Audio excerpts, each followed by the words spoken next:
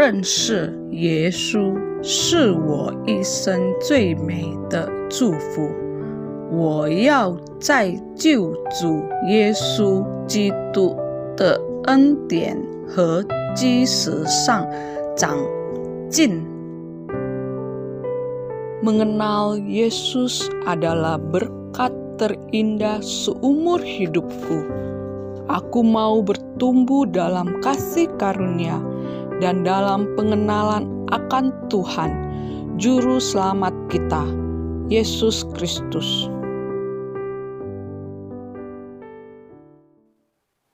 Shalom Bapak Ibu Jemaat, puji Tuhan kita dapat kembali bersekutu di kesempatan minggu ini di tahun yang baru 2021.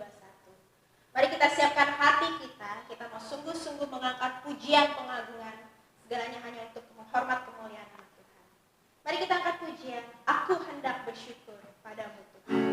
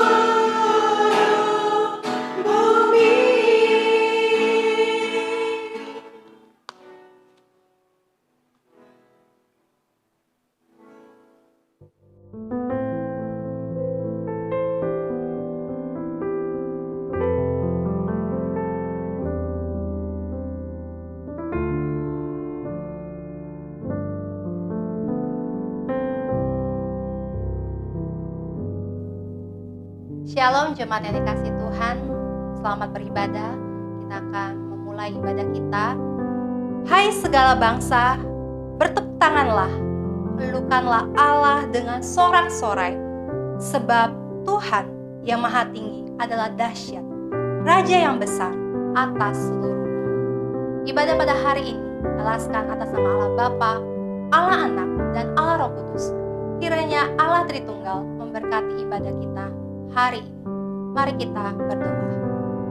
Bapa kami yang bertata dalam kerajaan surga, kami sungguh bersyukur saat ini kami boleh datang beribadah kepada biar Tuhan boleh menolong setiap kami, manapun kami berada. Kami boleh sungguh-sungguh datang dengan penuh kerinduan untuk memuji, mengagungkan Engkau. Kau memberkati ibadah kami pada hari ini, memberkati setiap mereka yang melayani, memberkati jaringan internet yang ada Tuhan pakai, sehingga boleh membantu ibadah boleh berjalan dengan baik sampai selesainya. Terima kasih Tuhan, berkati waktu ini Tuhan dari awal, pertengahan, hingga akhirnya. Hanya dalam nama Tuhan Yesus, Juru Selamat kami hidup, kami sudah berdoa. Amin. Bapak Ibu, mari kita melanjutkan pujian kita. Dengan penuh semangat kita mengangkat pujian Tuhan Yesus baik.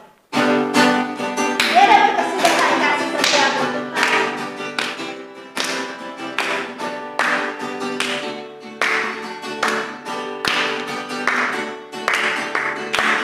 Dia dapat kesediaan kasih setia untuk Tuhan. Selalu baru nama-Mu bagiku. Hari berganti hari, hari berganti hari.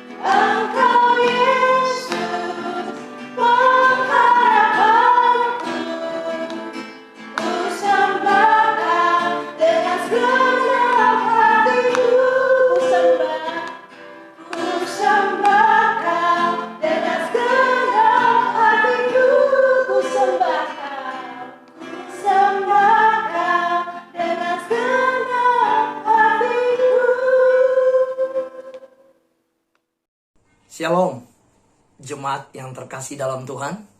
Mari kita bersama-sama hari ini menyiapkan hati kita mendengarkan firman Tuhan. Kita berdoa. Bapa di dalam surga, terima kasih karena Engkau berikan kami nafas hidup dan Engkau yang memimpin kami sampai tahun ini. Semua kami tundukkan diri di hadapan-Mu. Engkau telah dengar doa kami. Kami telah menaikkan pujian, Kau dengarkan pujian kami. Dan saat ini kami mau mendengarkan suara Tuhan. Firman Tuhan bagi hidup kami yang akan menuntun kami. Urapi hamba-Mu, berkati jemaat-Mu yang mendengar. Di dalam nama Yesus kami berdoa dan mengucap syukur. Haleluya. Amin.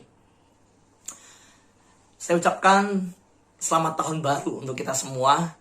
Saya bersyukur bahwa kita bisa bersama-sama merenungkan satu tema firman Tuhan yang berbicara tentang hidup bergaul dengan Tuhan. Nah, bagaimana kita bisa hidup tetap bergaul dengan Tuhan? Di dalam Kejadian pasal 5 ayat 22 dan 24 firman Tuhan berbunyi demikian. Dan Henokh hidup bergaul dengan Allah selama 300 tahun lagi. Setelah ia memperanakan Metusalah dan ia memperanakan anak-anak lelaki dan perempuan. Dan Henokh hidup bergaul dengan Allah, lalu Henokh tidak ada lagi. Sebab Henokh telah diangkat oleh Allah.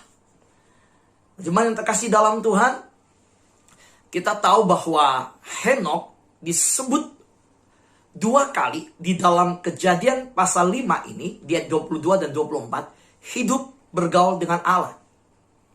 Saudara, bukankah yang hidup bergaul dengan Allah pertama kali adalah Adam dan Hawa? Mereka bisa mendengar suara kaki Allah yang berjejak di Taman Eden. Tetapi kita tahu bahwa bukan Adam dan Hawa yang walaupun pertama kali diciptakan Allah dan bisa berkomunikasi dengan Allah. Dan sesungguhnya Henokh yang disebut di dalam bagian ini yang hidup bergaul dengan Allah.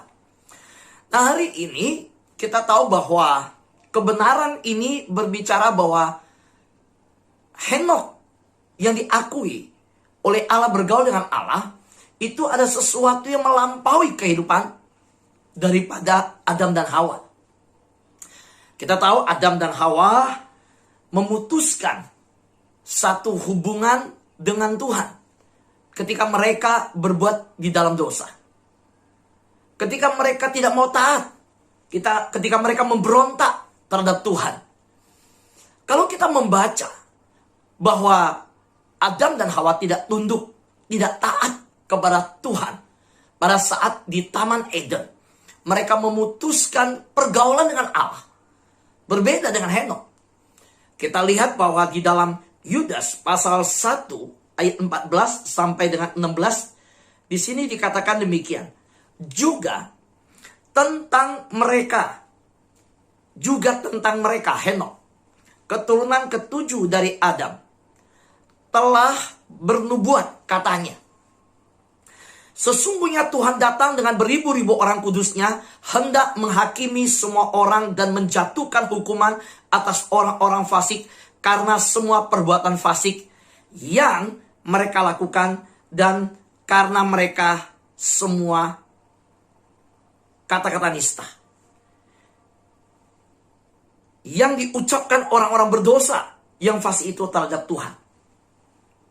Mereka itu orang-orang yang menggerutu dan mengeluh tentang nasibnya. Mereka itu orang-orang yang dikatakan hidup menuruti hawa nafsu. Tetapi mulut mereka mengeluarkan perkataan-perkataan yang bukan-bukan. Dan mereka menjilat orang untuk mendapat keuntungan. Saudara, ayat ini berbicara tentang kehidupan Henokh. Pada saat itu dikelilingi dengan orang-orang yang hidupnya berbuat dosa. Henokh bukan dalam satu lingkungan yang lebih baik dari Adam dan Hawa. Tapi Henokh lebih baik di dalam merespon terhadap keadaan yang ada. Kalau Adam dan Hawa tidak taat, tetapi Henokh taat. Henokh tunduk. dikatakan Henokh yang keturunan ketujuh dari Adam.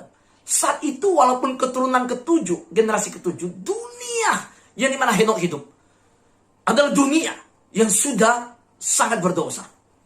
Saudara, Yudas pasal 1 mencatat demikian. Saudara, dikatakan bahwa orang-orang yang hidup di zaman Henokh itu melakukan perbuatan fasik. Mereka semua melakukan kata-kata nista.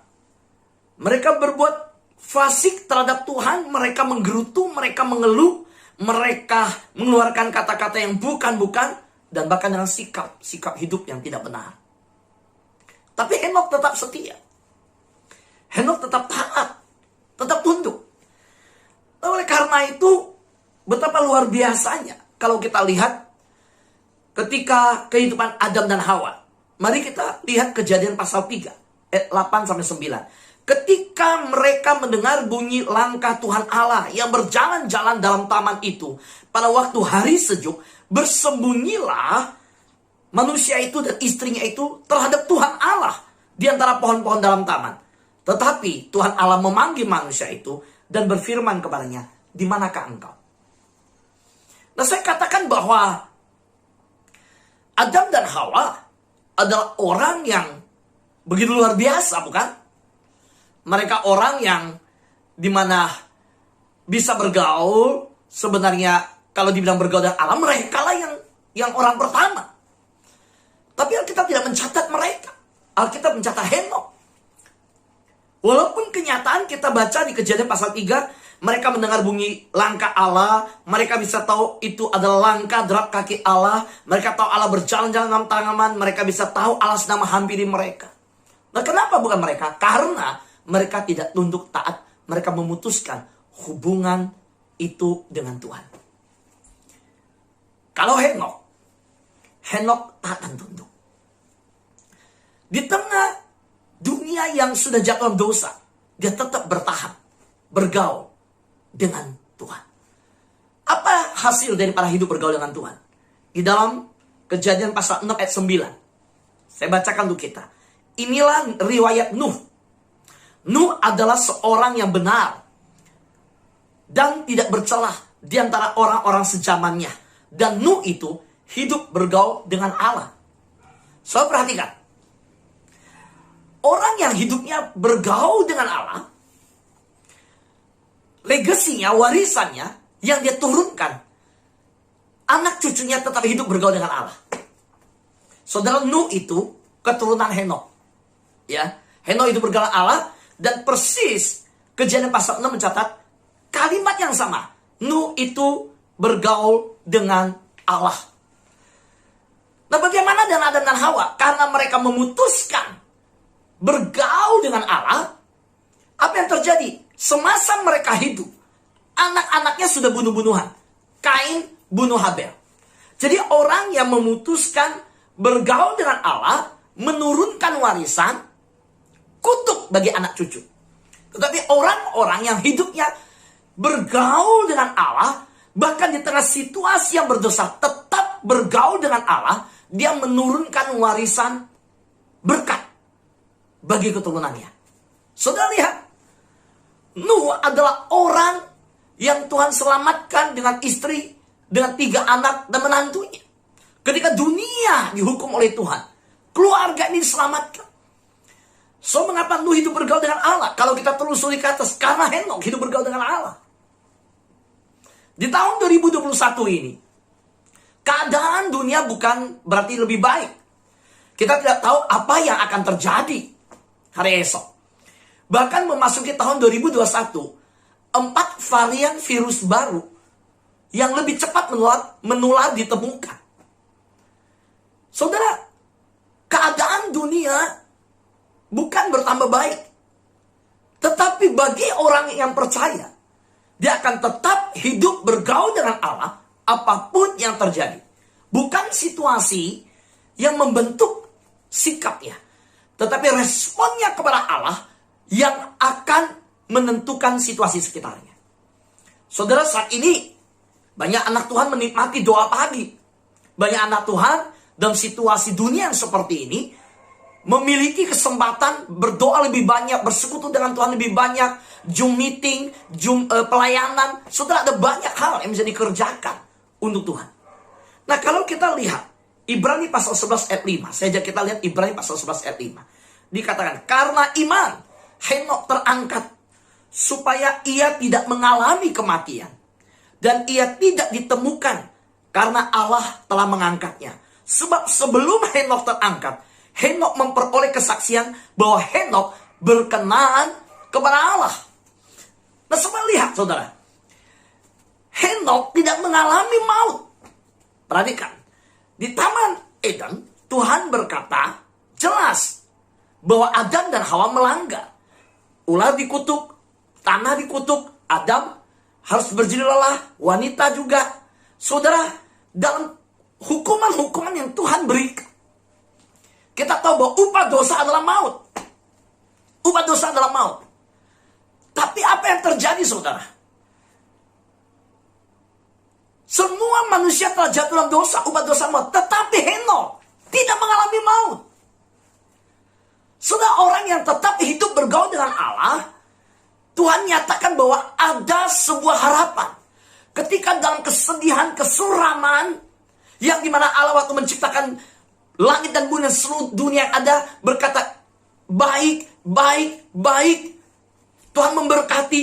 Tiba-tiba ketika dosa masuk, berubah menjadi kutukan. Tetapi di tengah kutuk yang ada, di tengah seruan bahwa upah dosa adalah maut, di tengah yang kita kenal bahwa manusia semua telah berdosa, tiba-tiba ada satu manusia bernama Henok tidak mengalami maut. Apakah Allah tidak konsisten dengan hal ini? Bukan. Tapi di sini Allah menyampaikan bahwa ada harapan, ada sebuah solusi, ada sebuah kasih yang tersedia bagi orang yang hidup bergaul dengan Allah. Dan Allah berkata, gak selamanya saya menolak, gak selamanya saya membuang engkau. Kalau engkau kembali itu bergaul intim dengan Allah. Saudara, Henok apa yang terjadi? Henok terangkat, saudara. Henok manusia biasa.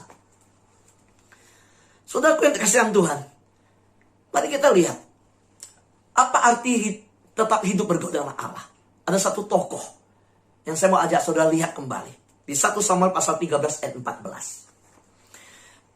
Tetapi sekarang kerajaanmu tidak akan tetap. Tuhan telah memilih seorang yang berkenan di hatinya, dan Tuhan telah menunjuk dia menjadi raja atas umatnya, karena engkau tidak mengikuti apa yang diperintahkan Tuhan kepadamu. Saya garis bawahi, lihat di layar saudara, dikatakan Tuhan telah memilih seorang yang berkenan di hatinya. Saudara, ini berbicara tentang Raja Saul yang ditolak oleh Tuhan. Samuel datang kepada dia dan berkata, kerajaanmu tidak akan tetap. Lalu Samuel berkata, Tuhan telah memilih seorang yang berkenan di hatinya. Nah, siapa yang dipilih Tuhan? Kita tahu bahwa itu adalah Daud yang masih sangat remaja. 1 Samuel pasal 16 ayat 11. Dikatakan, lalu Samuel berkata kepada Isai, inikah anakmu semuanya? Jawab Isai, masih tinggal yang bungsu, tetapi sedang menggembalakan kambing domba. Kata Samuel kepada Isai, suruhlah memanggil dia, sebab kita tidak akan duduk makan sebelum ia datang kemari. Saudara, ketika Tuhan menyampaikan penolakan terhadap Saul, dan Tuhan nyatakan dia memilih seseorang yang berkenan di hati Tuhan. Apa yang pribadi apa yang disebut berkenan kepada Tuhan? Kita tahu ketika Samuel mulai diutus Tuhan ke rumah Isai untuk mengurapi anaknya yang menggantikan Saul. Saudara dilihat, oh mungkin yang ini ganteng, gagah, tinggi. Tuhan bilang enggak. Bukan yang dilihat manusia, itu dilihat Tuhan. Manusia itu lihat rupa, Tuhan lihat hati. Sampai semua sudah, Samuel bingung, gak ada yang dipilih Tuhan. Samuel tanya ke Isai, masih ada anakmu? Oh ada, gembalakan kambing domba di padang. Saudara, Dipanggilnya anak itu pulang, Daud. Dan Tuhan bilang, ini orangnya. Perhatikan baik. Waktu Daud dipilih, Daud nggak tahu. So saya melihat kebenaran yang berbicara bahwa Daud adalah orang yang bukan viral kayak zaman sekarang. Terkenal. Saudara, dia gembalakan kambing domba. Kalau dia selfie, ya dia selfie sama kambing domba mungkin. Saudara, Daud bukan orang yang diketahui oleh media massa. Enggak. Oh, bahkan ayahnya nggak ingat sama dia. Nggak memperhitungkan. Tapi lihat, kalau Tuhan mau pakai seseorang, saudara, orang itu nggak butuh hebat. Terkenal, viral, hebat, enggak. So siapa? Daud nggak dikenal siapa-siapa. Kakaknya malahan tentara dari barisan Israel. Daud gembala kambing domba. Tapi Tuhan pilih dia. Artinya Tuhan tahu di mana dia berada. Dia sedang apa. Dia lagi melakukan apa. Di mana Tuhan pilih, Tuhan tahu. Nah, kalau Tuhan cari kita nggak bisa nolak. Tuhan pilih kita nggak bisa nolak. Maka firman Tuhan berkata, bukan kamu yang memilih Tuhan. Tuhan memilih kita. Bukan kita yang pilih Tuhan. Tuhan pilih kita. Dan Tuhan pakai orang yang bukan harus populer, viral, yang luar biasa, enggak. Apa terkenalnya Daud? Enggak. Dia cuma dikenal oleh kambing dombanya. Dan dia kenal kambing dombanya. Hanya itu. Orang di padang, kerjanya seperti itu. Tapi kalau Tuhan mau pakai, Tuhan bisa pakai. Jadi kalau saudara, Tuhan pakai saudara. Jangan berkata, enggak, aku gak terkenal. Aku orang biasa. Aku gak bisa apa-apa. Enggak. Tuhan pakai Daud.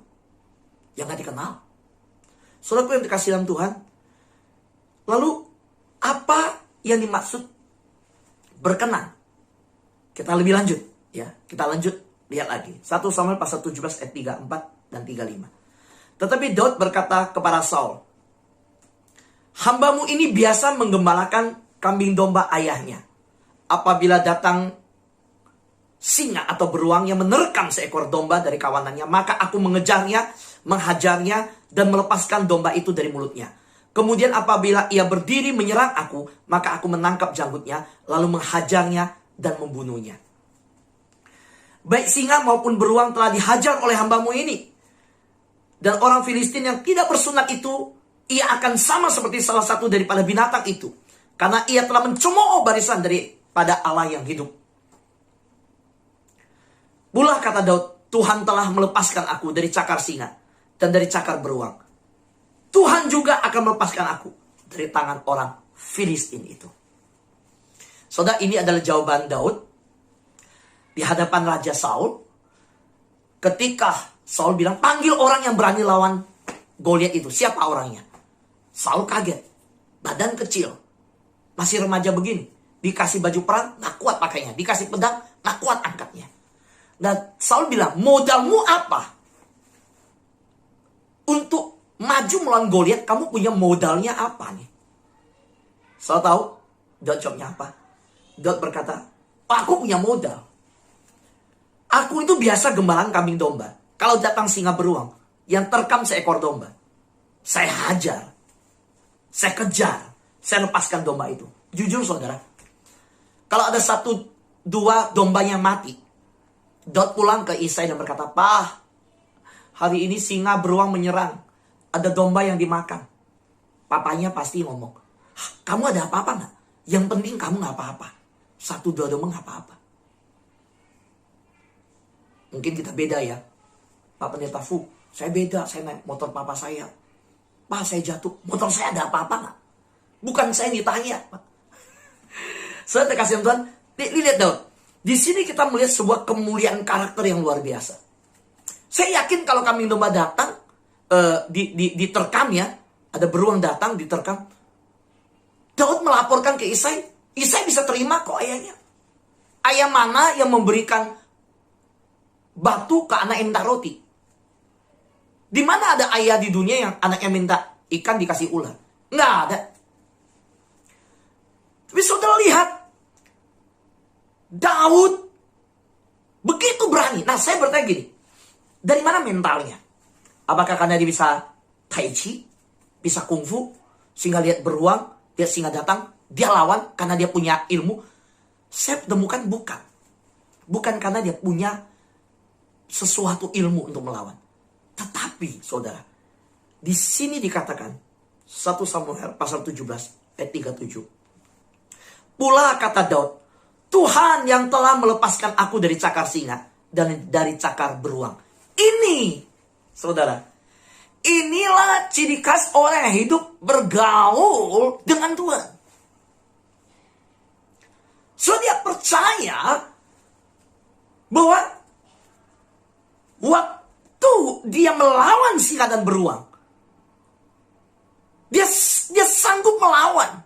Bukan karena kekuatan, tapi Tuhan yang melepaskan dia. Jadi waktu ada singa dan beruang menerkam dombanya, langsung respon dia mengejar, melepaskan. Udah digigit pun dia berani lepaskan dari rahangnya. Dia hantam itu beruang singa. Apa yang di benak dia, di pikiran dia? Satu, Tuhan akan menolong aku. Karena itu waktu Goliat muncul, dia berani lawan Goliat. Dia jawab kepada Saul begini, Tuhan juga akan melepaskan aku dari tangan orang Filistin itu. So ini iman orang yang hidup bergaul dengan Allah. Kita lihat di masa seperti ini. Di masa ini kita bisa membedakan yang hidup bergaul dengan Allah dan yang bukan. Kecemasan, ketakutan menguasai kita. Atau satu hidup yang benar-benar berserah sama Tuhan, bahwa Tuhan mengendalikan segalanya. Saudara, saya mengatakan ini, saya sendiri mengalami dalam waktu tidak lebih dari 3 bulan, 2 bulan lebih. Kedua orang tua saya dipanggil. Jujur, saya tidak tahu maksud Tuhan apa. Tapi saya percaya, Tuhan akan memberi yang terbaik. Jujur saya tidak tahu rencana Tuhan, rancangan Tuhan apa. Dengan yang terjadi, rencana Tuhan apa? Pada saat papa mama saya dipanggil Tuhan. Tapi saya percaya rancangan Tuhan. Pasti ada rancangan damai sejahtera. Amin, saudara. Nah, Daud yang dikatakan berkenan di hati Tuhan. So, saya menemukan bahwa orang hidup bergaul dengan Tuhan, itu disebut orang yang berkenan di hati Tuhan. Saudara, saya menemukan sesuatu yang luar biasa di Daud. Kenapa disebut berkenan? So, dia orang yang ternyata saya lihat kehidupan pribadinya yang dipaparkan di firman Tuhan. Dia orang yang hidup bergaul dengan Tuhan. Saudara, kita lihat Mazmur pasal 1 ayat 1. Di situ dikatakan, berbahagialah orang yang tidak berjalan menurut nasihat orang fasik, yang tidak berdiri di jalan orang berdosa, dan yang tidak duduk dalam kumpulan pencemooh. So, kata berbahagia ini dalam 150 Mazmur. Ini Mazmur pertama, ayat pertama, kata pertama. Langsung Daud berkata berbahagialah.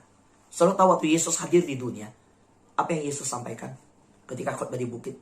Khotbah yang pertama, Yesus berkata, berbahagialah orang yang miskin di hadapan Allah, karena mereka lah yang mempunyai kerajaan surga. Khotbah di bukit disebut ucapan berbahagia. Saya melihat Daud mengerti isi hati Tuhan. Jauh sebelum Yesus berkhotbah di bukit, jauh sebelum Allah menjelma menjadi manusia, Daud mengerti isi hati Tuhan. Jauh sebelum Tuhan membukakan firman-Nya di atas bukit yang disebut khotbah di bukit, ucapan bahagia, Daud mengatakan berbahagialah. So, ini orang hidup bergaul dengan Tuhan. Saudara, begitu luar biasanya Daud ketika dia mengajukan diri melawan Goliat. Dia berkata, Tuhanlah yang akan melepaskan aku. Saudara, di dalam tulisan, bukan hanya Mazmur pasal 1 ayat 1. Kalau kita lihat Mazmur 23 ayat 1. Daud berkata, Tuhan adalah gembalaku, takkan kekurangan aku. Saya terkejut dengan ayat ini. Karena kenapa? Waktu di Yohanes pasal 10 ayat 11 dan 14. Yesus, anak Allah, yang turun ke dalam dunia. Di dalam sejarah manusia, Allah yang menjejakkan kaki di muka bumi. Yesus berkata demikian. Akulah gembala yang baik.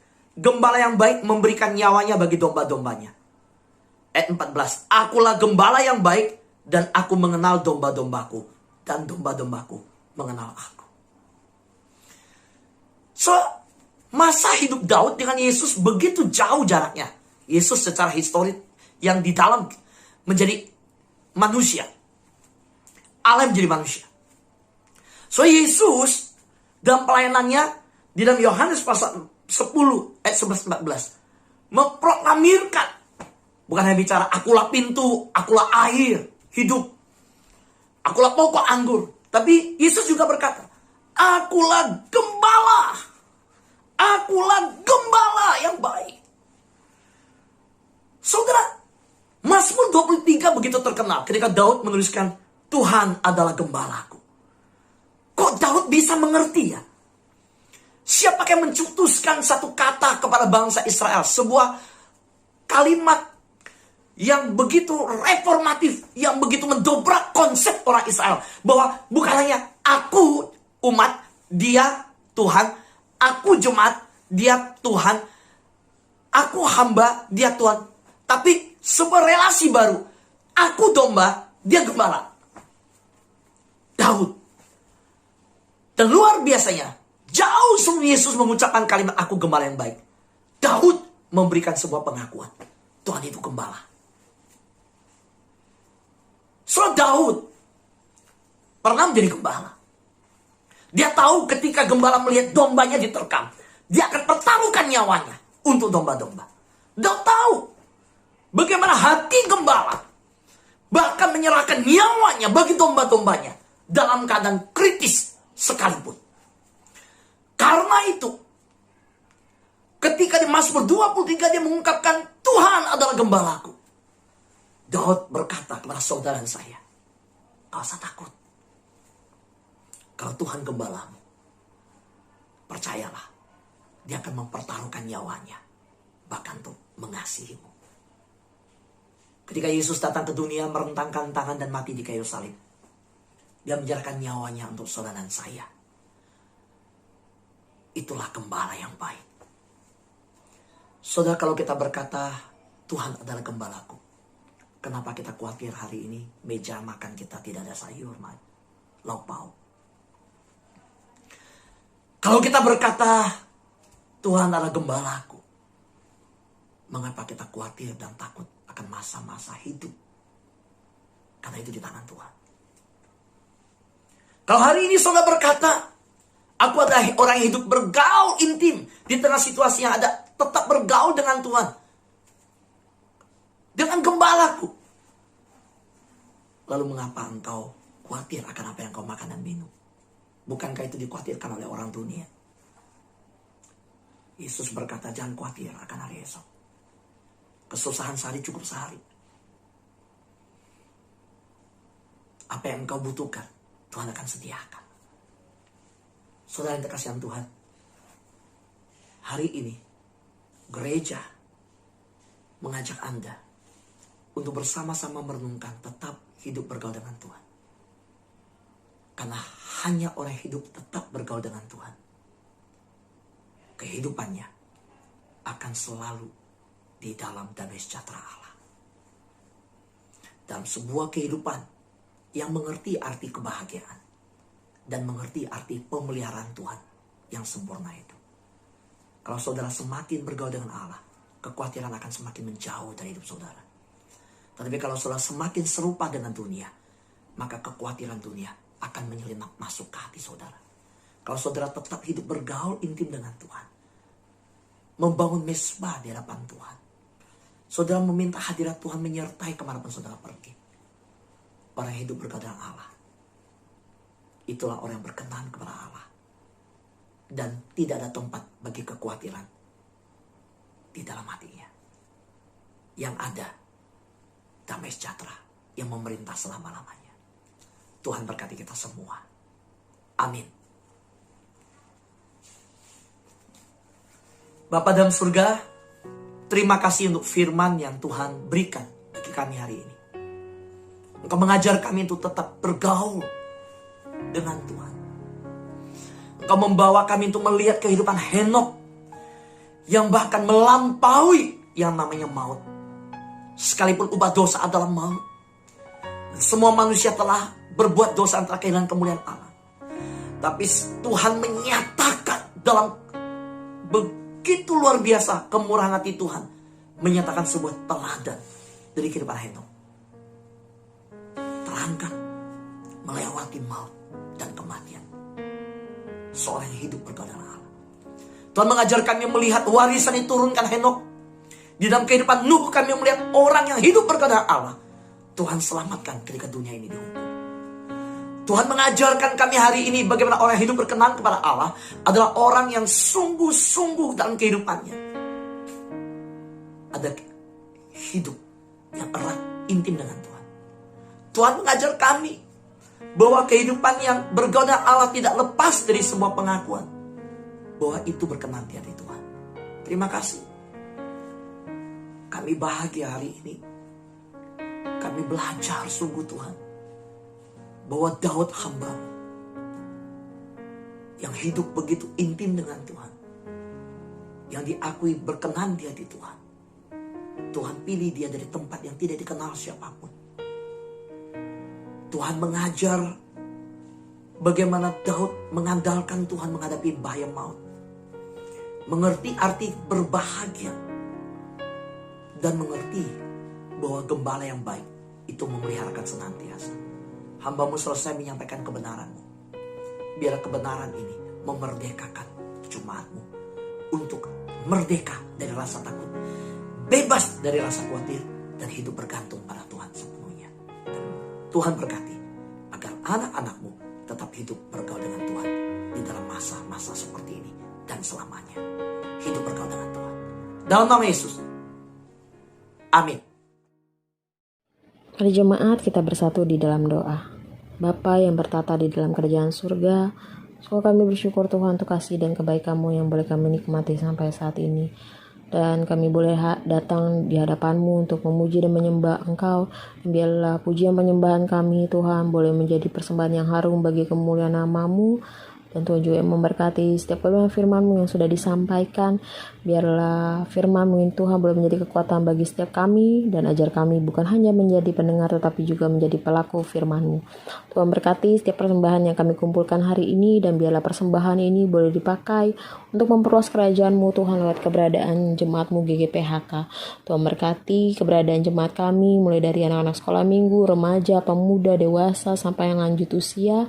Biarlah Tuhan yang menolong setiap pergumulan kami masing-masing, mereka yang bekerja, berusaha, ataupun yang masih mencari pekerjaan, Tuhan yang menolong memberkati, anak-anak-Mu yang studi, kuliah, Tuhan, mereka yang saat ini masih online, atau mereka yang sudah mulai offline, kiranya juga Tuhan memberkati. Tuhan memakai keberadaan jemaat-Mu GGPHK, dimanapun mereka berada, tetap menjadi berkat Tuhan. Terima kasih Bapa dalam surga, Tuhan mencari yakin, Tuhan juga akan mencukupi setiap kebutuhan, pergumulan, jemaat-Mu kami serahkan Tuhan, untuk mereka yang saat ini di dalam kelemahan tubuh, mereka yang sakit dimanapun mereka berada saat ini Tuhan, biarlah kami boleh datang dengan iman dan Tuhan menyembuhkan dan memulihkan setiap jemaat-Mu Bapa. Terima kasih Tuhan Yesus, kami juga menyerahkan keberadaan bangsa kami Indonesia.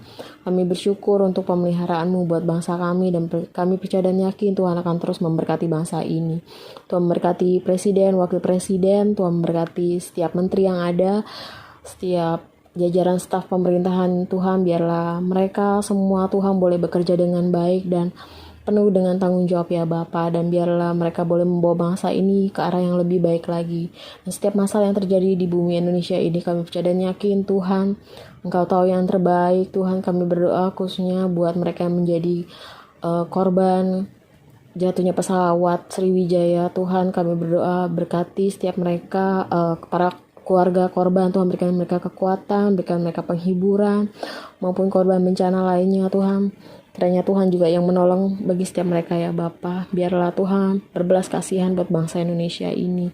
Kami berdoa Tuhan juga untuk tim medis, para dokter dan perawat yang menangani khusus COVID-19 ini ya Bapa. Kiranya Tuhan juga yang menolong, berikan mereka kekuatan, Berikan mereka penghiburan, perlindungan ya Bapa, juga bagi keluarga yang harus mereka tinggalkan karena mereka harus bertugas, juga berikan mereka kekuatan, berikan mereka penghiburan ya Yesus. Kami berdoa juga untuk setiap pasien COVID-19, kiranya juga Tuhan yang menolong memulihkan setiap keadaan mereka ya Bapa, dan biarlah mereka boleh sembuh secara sempurna. Kami berdoa juga untuk pemberian vaksin, biarlah boleh berjalan dengan baik, dan biarlah pemberian vaksin ini Tuhan dapat dilakukan secara merata dan dapat dibagikan kepada seluruh penduduk Indonesia. Terima kasih Tuhan Yesus, kami menyerahkan doa-doa kami.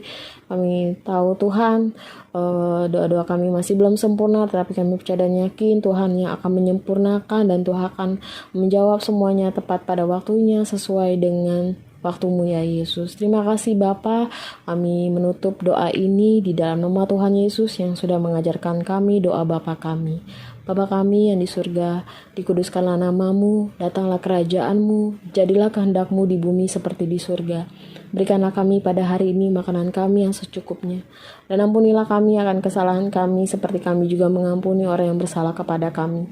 Dan janganlah membawa kami kepada pencobaan, tetapi lepaskanlah kami daripada yang jahat. Karena Engkaulah yang punya kerajaan dan kuasa dan kemuliaan sampai selama-lamanya. Amin.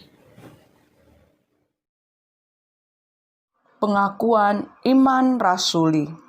Aku percaya kepada Allah, Bapa yang Maha Kuasa, Khalik langit dan bumi, dan kepada Yesus Kristus, Anaknya yang tunggal, Tuhan kita, yang dikandung daripada Roh Kudus, lahir dari anak darah Maria, yang menderita sengsara di bawah pemerintahan Pontius Pilatus, disalibkan, mati dan dikuburkan, turun ke dalam kerajaan maut. Pada hari yang ketiga, bangkit pula dari antara orang mati, naik ke surga, duduk di sebelah kanan Allah, Bapa yang Maha Kuasa. Dan dari sana Ia akan datang untuk menghakimi orang yang hidup dan yang mati. Aku percaya kepada Roh Kudus, gereja yang kudus dan am, persekutuan orang kudus, pengampunan dosa, kebangkitan orang mati, dan hidup yang kekal. Amin. 親愛的客家教會眾弟兄姊妹們平安。今仔日嘅定義嚟讀使徒信經。我信上帝全能的父，創造天地的主。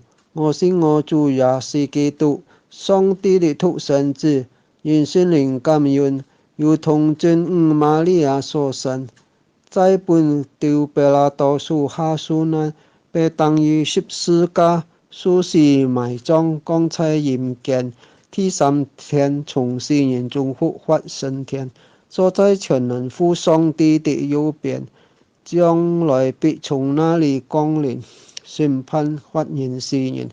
我信聖靈，我信信義公的教會，我信信徒相通，我信罪的赦免，我信身體復活，我信永生。阿們。 Bapak Ibu Jemaat, kita akan mengakhiri ibadah kita pada kesempatan minggu ini, dan kita akan kembali pada kehidupan kita masing-masing. Apapun yang menanti dan harus kita hadapi bersama Tuhan, tiada yang mustahil. Bagi Tuhan, tak ada yang mustahil.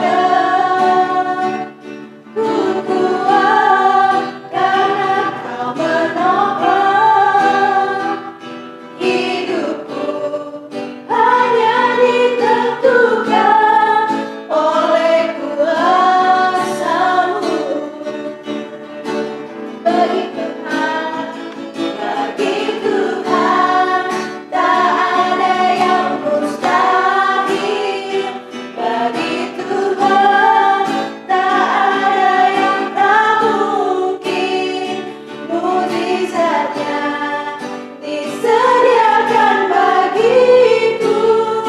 Ku diangkat dan dipulihkan bagi Tuhan. Tak ada yang mustahil bagi Tuhan. Tak ada yang tak mungkin. Mujizatnya disediakan bagiku. Ku diangkat dan dipulihkannya. Mujizatnya disediakan bagiku. Ku diangkat dan dipulihkannya. Ku diangkat dan dipulihkan. Ku diangkat dan dipulihkan. Ku diangkat dan dipulihkannya. Saudaraku yang terkasih dalam Tuhan, arahkan hatimu kepada Tuhan. Mari jalani hidupmu dengan berani di hadapan Tuhan. Jangan takut apapun yang engkau hadapi. Percayalah tangan Tuhan sendiri yang turun memberkati engkau. Arahkan hatimu, terimalah berkat Tuhan. Turunlah atas engkau kasih karunia dari Allah Bapa. Keselamatan di dalam anaknya Yesus Kristus. Serta penghiburan, damai sejahtera, pimpinan yang sempurna, persekutuan yang manis dengan Allah Roh Kudus. Turun atas engkau. Memberkati kesehatanmu.